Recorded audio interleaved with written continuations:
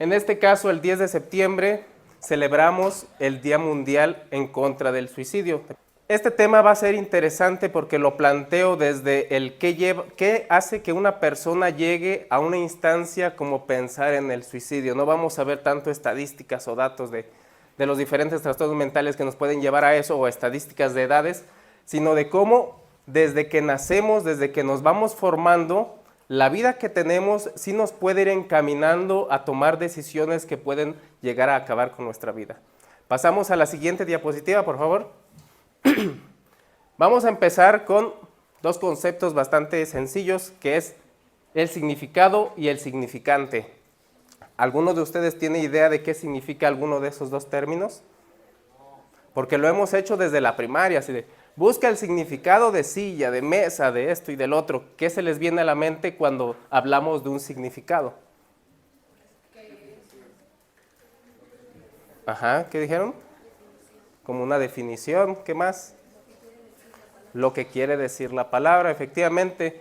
El significado hace referencia al concepto mental que nosotros tenemos de la palabra. El significante es como tal el objeto o la cosa al cual nosotros le ponemos un significado. Un ejemplo bastante sencillo. Si de repente ahorita empieza a llover, ese sería el significante, la lluvia. Es algo incondicionado. Ya dependerá de nosotros y nuestro significado si lo tomamos como algo positivo o como algo negativo. Este tipo de experiencias nosotros las vamos recolectando a través de nuestra vida. Si de repente mi papá me canceló por alguna situación, eso crea un significado en mí de no puedo entonces confiar ni siquiera en mi papá, porque si él me traicionó, ¿qué va a hacer de otras personas? De igual forma, si yo tuve una familia donde me consentían, donde me daban todo, yo voy a crear un significado de que todo se me debe dar, ¿no? Por el simple hecho de ser yo. Vamos a ver más ejemplos para que se entienda un poquito mejor. Adelante la siguiente diapositiva, Fer, por favor. El símbolo. Nosotros estamos rodeados de símbolos. Aunque no nos demos cuenta, hay símbolos desde que nacemos hasta que morimos. Símbolos universitarios, símbolos patrios, símbolos familiares, símbolos económicos, símbolos religiosos. Esos símbolos, aun cuando nosotros no les damos un significante a veces, siguen teniendo un significado en general. ¿Qué significa? Vamos a poner como ejemplo lo más común, el dinero. Para mí el dinero puede significar muchas cosas. ¿Qué abuelita de ustedes o qué papá o qué mamá en algún momento no lo oímos decir? Es que los que tienen dinero no van a poder entrar al reino de Dios, ¿no? Es más fácil que entre no sé qué por una aguja que un rico al reino de Dios. Los ricos son malos, los ricos son codiciosos. ¿Cómo? Es falso, pero es un significado. Para alguien es real, ¿vale? Ese es el cómo nosotros desde que vamos creciendo, vamos creando a partir de los símbolos que ya existen, que son incondicionados, significados, ¿vale? El rojo, si yo le pregunto a alguno de ustedes qué significa el rojo en general, ¿qué me responderían? Atención, peligro. ¿Mande? ¿Cómo? Agresividad. Sangre. ¿Qué significa el rojo para ti, Bellita? Amor, pasión, ¿no? Normalmente. Si se dan cuenta, son tantas cosas que podemos sacar de un símbolo que es simplemente un círculo rojo, pero para cada uno de nosotros puede tener un significado diferente. El blanco y negro igual. Hay quienes relacionan el blanco con la paz, ¿no? El negro con la muerte, pero eso es algo cultural. Hay países en Asia que es lo contrario. Las personas, por ejemplo, en los funerales visten de blanco, porque piensan que al morir la persona, pues esta va a trascender y se va a ir a un lugar bonito. Y ven a la muerte, el velorio, como algo que se debe ver con felicidad y no con tristeza, como lo hacemos nosotros acá en Occidente, vistiendo de negro, de luto y llorando, ¿vale? Las dos marcas más conocidas, ¿cuál es la de arriba? Apple. ¿Y la de abajo? Nike. Si se dan cuenta, cada empresa busca su símbolo. Ustedes que son administradores y que son psicólogos van a poder coincidir que algo fundamental para una empresa o para un individuo es el símbolo, por eso se esmeran tanto en que sea reconocible, que sea atractivo, que las personas puedan identificar a simple vista y relacionar con mi empresa. Este es Apple, ¿no? ¿Qué significa este? Mujer y hombre. Mujer y hombre.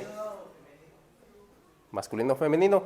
Igual podemos hablar de qué tanto representa un hombre y una mujer. Si yo te pregunto a ti, chica, ¿qué es ser mujer? ¿Qué me responderías? Para mí, ¿Para ti? ser mujer siento que va más allá de nuestro físico, siento que son nuestras cualidades y lo que nos distingue como persona. Perfecto. ¿Y para ti qué sería ser masculino, ser hombre? Yo siento que para mí ser masculino, como dice mi amiga Yuri, estoy de acuerdo con ella. Yo creo que va mucho más allá de los genitales o de tu apariencia física. Yo creo que puede ser algo social incluso de la personalidad. Perfecto. ¿Y ese significado que ustedes tienen, creen que es el mismo que tienen sus papás? No, ¿Creen que es el mismo el que tienen sus abuelos a sus papás? no. Con cada generación esta simbología puede ir cambiando y ese es parte del chiste de esto. Nosotros, como les mencionaba, podemos irnos condicionando por lo que nos pasó dentro de nuestra niñez, dentro de nuestro desarrollo. Que si por mi apariencia física me hacían bullying, que yo no conocía a mi papá o se fue a Estados Unidos o desgraciadamente pues, falleció. Mil cosas nos pudieron haber pasado que empiezan a condicionar nuestra vida y a crear un significado de esta. La vida es mala. Todo lo malo me pasa a mí. Y hay personas que son bien positivas, todo lo bueno me pasa y lo que sea, pero es una cuestión de significado. Hay una frase que dice que donde ponemos nuestra atención, ponemos nuestra energía. Hay ejemplos bien sencillos. Si yo les empezara a hablar hoy de carros rojos, ustedes empezarían a verlos por la calle más seguido. Y no es que haya más, sino que ahora están poniendo más atención. Y esto es parte de la psicología, hacer que su atención se centre en aquellas cosas que sí son importantes y poder superar las que ya no nos están sirviendo. Se trata de un aprendizaje y una retroalimentación continua. ¿Hay alumnos de psicología ahorita? A ver, alcen la mano. Son varios, ¿no? Ustedes seguramente ya están familiarizados un poquito con este símbolo, ¿no? ¿Qué significa ese símbolo? Psique. ¿Qué significa la psique? Alma. ¿Por qué lo que parece ser un tridente significa alma? ¿En qué se relaciona ese símbolo en un alma? ¿Será que esa es la forma que tiene la alma? ¿O por qué específicamente a la palabra alma, la palabra psique, le pusieron ese símbolo?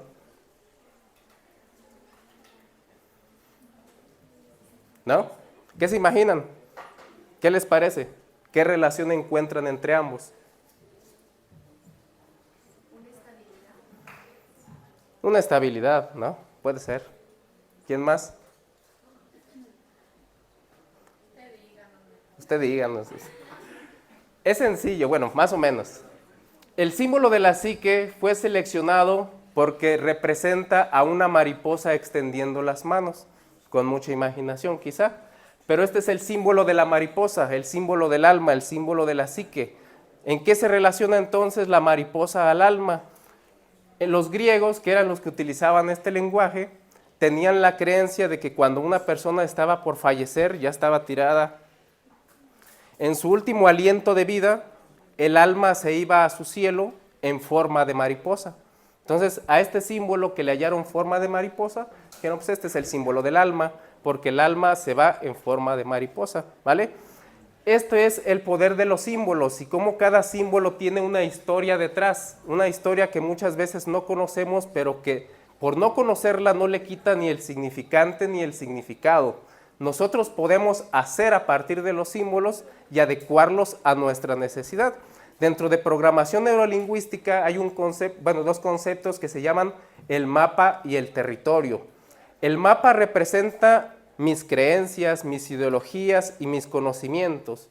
Y aunque ese mapa me hace ser yo, no implica que conozco todo el territorio. Hay todavía un sinfín de kilómetros que aún no he explorado y que pueden cambiar mi vida. Es por eso que nosotros como psicólogos muchas veces le decimos, no te estanques en una idea, abre el panorama, abre el mapa, ábrete al territorio para conocer todo lo que existe detrás de lo que nosotros creemos que ya sabemos. Diapositiva siguiente, por favor, Fer. Ahora que ya entendemos un poquito del significado, el significante, los símbolos, vamos encaminándolo a lo que es lo importante. En este caso, el trauma, que muchas veces es el trauma el que nace, que nos lleva posteriormente, tras una escalera de sucesos muchas veces desafortunados, a ir pensando en esta ideología del suicidio, ¿va? ¿Alcanzas a leer desde ahí? ¿Qué dice el primer parrafito? El trauma es una emoción o impresión negativa que puede causar un daño duradero. Puede surgir cuando se sufre un miedo intenso o cuando se siente incapacidad de manejar un peligro. Claro.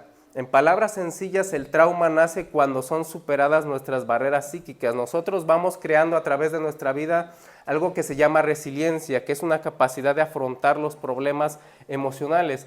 Pero hay situaciones que nos rebasan por completo y es ahí cuando se genera el trauma. Algunas consecuencias de estas son el trastorno de estrés postraumático, depresión, ansiedad y caer en adicciones.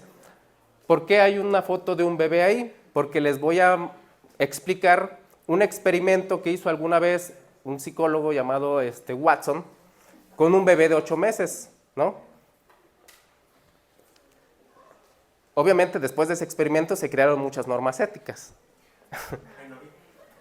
¿Qué es lo que él planteaba? Él ya conocía el experimento de condicionamiento de Pavlov, pero quiso ponerlo ahora bajo otras circunstancias que obviamente pues ahora no podríamos llevar a cabo ese experimento por no ser ético, pero él tomó a un niño de 8 meses y empezó a condicionarlo y a crearle un trauma, y después vamos a ver el término que es generalización. ¿Cómo lo hizo? En un principio agarró al niño y le puso una rata blanca, la cual no le generaba ningún miedo, no le generaba ninguna aversión, estaba tranquilo el niño, incluso intentaba agarrarla. Después el psicólogo con su ayudante lo que hacía era ponerle el ratón y pegarle muy duro a una barra de metal, a lo cual pues obviamente el niño de 8 meses pues se espantaba. Al repetir continuamente este ejercicio, pues llegó el momento en que solo poner la rata frente a él ya se espantaba y empezaba a llorar de una forma desconsolada porque ya había relacionado el sonido tan fuerte que lo espantaba con la rata, ¿no? Ahí creó un condicionamiento. Lo que hizo después fue ya no ponerle una rata, sino ahora un perro. Y el niño al tocarlo y al sentir la misma sensación que tenía la rata, creaba en él otra vez esa sensación. Le ponía perros, le ponía changos, le ponía, incluso llegó a ponerle abrigos de piel, que ya nada tiene que ver con un animal, pero él ya había condicionado el tacto suave o a lo mejor esponjoso con ese trauma que había creado, y entonces ahí podíamos hablar de que el trauma se generalizó. O sea, empezó por un ratón y llegó a expresarse incluso hasta en un abrigo. Lo mismo pasa en nosotros. Cuando nosotros sufrimos un trauma, nuestra mente se encarga como de encapsular todo el contexto que pasaba alrededor. ¿Qué significa? Que si yo ahorita terminando esta exposición me voy a comer, pero me aparece un perro, a lo mejor yo me echo a correr, pero a la vez estoy oliendo la comida que vende la señora de los tacos dorados, y va a llegar un momento en la mejor que yo paseándome por la calle normal, me llegue el olor a los tacos y mi mente entre como en peligro, entre en un estado de emergencia porque entendió y mezcló todos los elementos, tanto del tacto, tanto de la vista, tanto del oído, para ayudarme a sobrevivir. Así es como se crea un trauma generalizado y es parte de lo que muchas veces nos sucede. Cuando nosotros huimos de ciertas circunstancias, es probable que ya nos pasó algo en una circunstancia parecida o que tenía un elemento especial que ahora se está volviendo a manifestar. Siguiente diapositiva, por favor, Fer. Ahora, dentro de la vida, dentro de los símbolos, dentro de los significados y de los significantes, existen varias corrientes, por así decirlo, que nos dicen cómo deberíamos vivir o cuál es la mejor forma de vivir, o a veces ni eso, sino una simple opción más para vivir. La vida es aquello que te sucede mientras estás ocupado haciendo otros planes. Esto lo decía pues, el cantante John Lennon. Dentro de las corrientes filosóficas que existen sobre la vida, sobre el vivir, sobre la felicidad, existe el hedonismo, que simplemente se basa en haz aquello que te haga feliz, haz aquello que te cause placer. Tú no te fijes si haces bien, si haces mal, es el placer por el placer como objetivo de vida, ¿vale? Todas estas corrientes, si se van dando cuenta, fueron modificándose, fueron adaptándose, porque no es que hayan desaparecido, sino que nosotros a través del significado les hemos dado un concepto que en raíz está, pero que se manifiesta de un modo distinto. Después existe el estoicismo, muy de moda ahorita en TikTok, ¿no? El ser estoico, que se basa simplemente en la búsqueda de la paz interior a través del conocimiento y a través del cuidado personal y obviamente la constante evolución del ser. Se basa en una filosofía muy recta que pues aparentemente suena bien, pero que a la vez es un tanto imposible de alcanzar, porque nosotros como humanos tenemos carencias, tenemos traumas, tenemos dificultades, tenemos imprevistos que nos sacan como de la norma o estigma que esta filosofía tiene. Después, el existencialismo. Nace en París. Hay un autor que es el primogenio, pero el más conocido de esta corriente es Jean-Paul Sartre, donde menciona que somos nosotros quien tenemos que darle significado a las cosas, ¿va? Vean cómo ya va haciendo sentido el concepto de significado y significante. Si yo tuviera un hermano gemelo y a los dos nos sale una araña, es probable que uno de los dos quizás se traume y el otro no, aun cuando vivimos la misma experiencia al mismo tiempo y siendo tan parecidos. En eso se basa este tipo de corriente, en que nosotros tenemos que darle sentido a la vida. No, la vida no tiene un sentido como tal que yo tengo que encontrar a través de algo que ya me dijeron que es, sino es algo que yo tengo que encontrar a través de mis propias experiencias y vida. Y por último, uno de los menos conocidos quizá, pero es el cinismo. ¿Ya lo habían escuchado antes? ¿Sí? ¿Quién sí? ¿En qué se basa? ¿O en qué sabes tú más o menos del cinismo? ¿O quién era de sus grandes representantes? Lo que nunca sabía decirle, no sé si esté bien, pero ya he visto que el cinismo se basa más como en... Es que tú puedes ver la forma de dos... O sea, la vida no tiene sentido, pero tú la puedes ver de dos formas.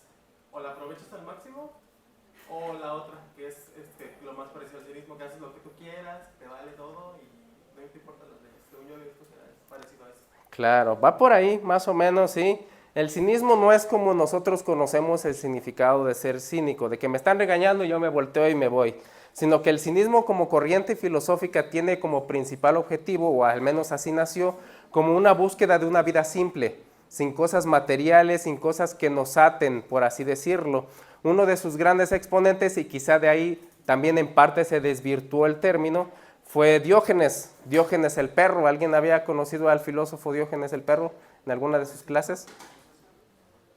Diógenes el perro era un hombre que, exiliado de su pueblo natal por hacer estafas y dedicarse al robo y todo eso, se empezó a dedicar a la filosofía, pero recorriendo pueblos con nada más que lo que traía encima, que era la ropa. Iba mendigando, a veces le daban de comer, pedía limosna.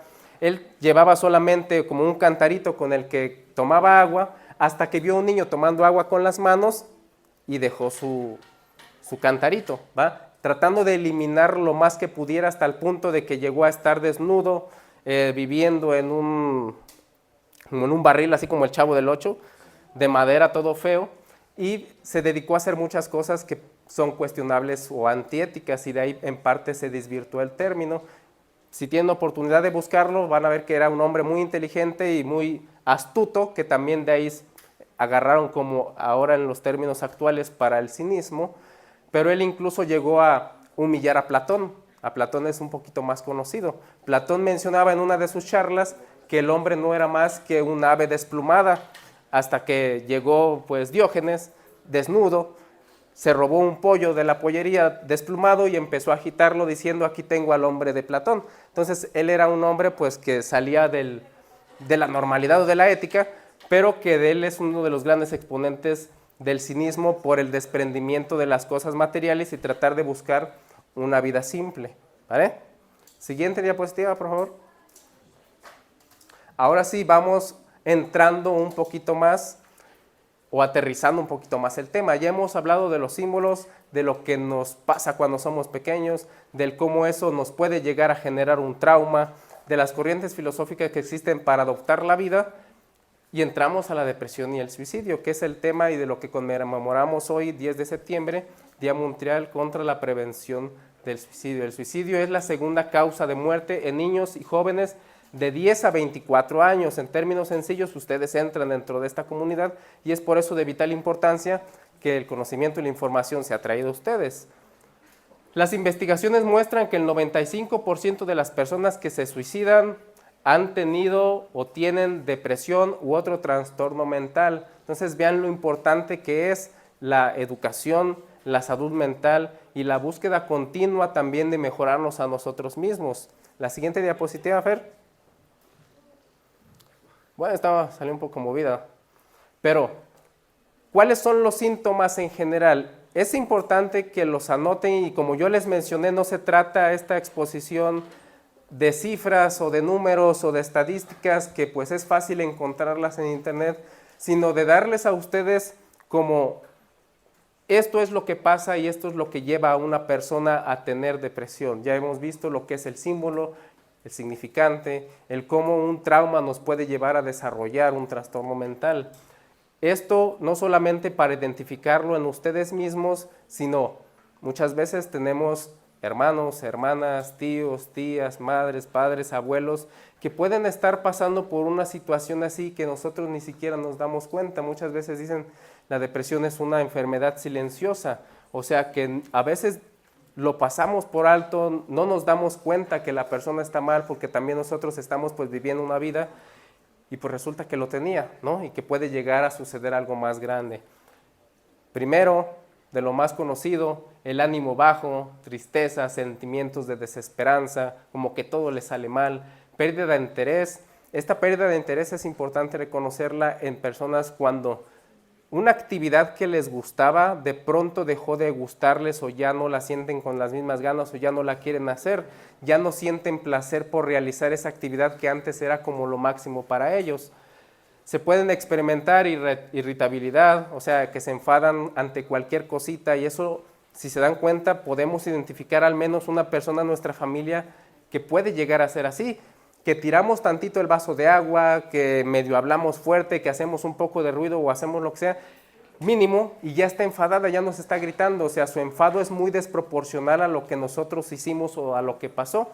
Ganas de llorar sin motivo, pérdida de energía o cansancio, estas personas que están todo el día con sueño, aunque duerman varias horas en la noche, como si no fuera suficiente, como si su agotamiento no pudieran llenar ese agotamiento. Cambios en el apetito, problemas de sueño, dificultad para concentrarse, pérdida del interés sexual, sentimientos de inutilicidad o culpa, pensamientos negativos, muchas críticas hacia sí mismo o deseos de muerte o ideación suicida.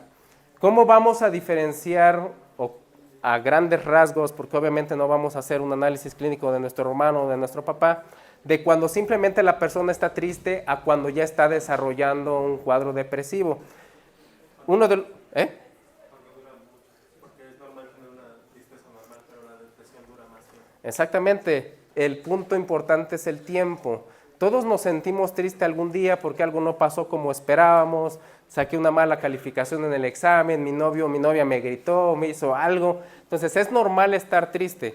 Lo que nos va a dar un punto para poner más atención es el tiempo, o sea, ya lleva 2 meses sintiéndose mal, aquí ya está pasando algo más grande y tenemos que poner mucha atención a ello. Siguiente diapositiva, Fer, por favor.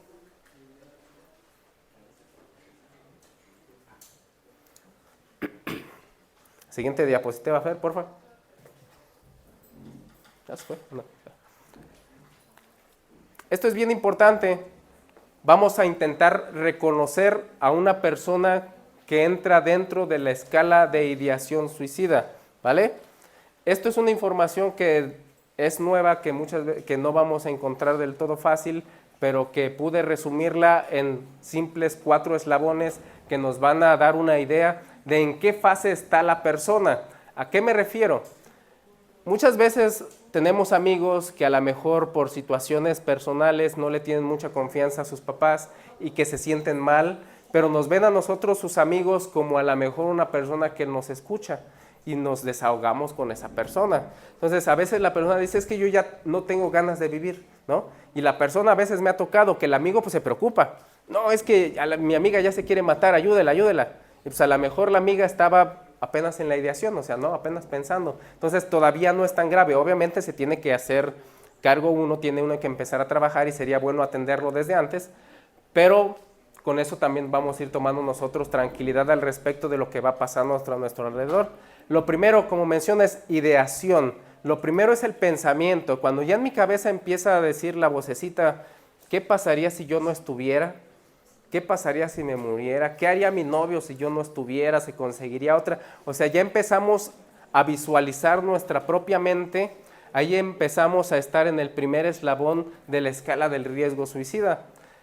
Ya después, y esto es importante, y es aquí cuando ya empieza el foco rojo, cuando ya si mi amigo, mi mamá, mi tía, mi sobrino, quien sea, se acercó a mí y me dijo, es que yo ya sé cómo lo haría.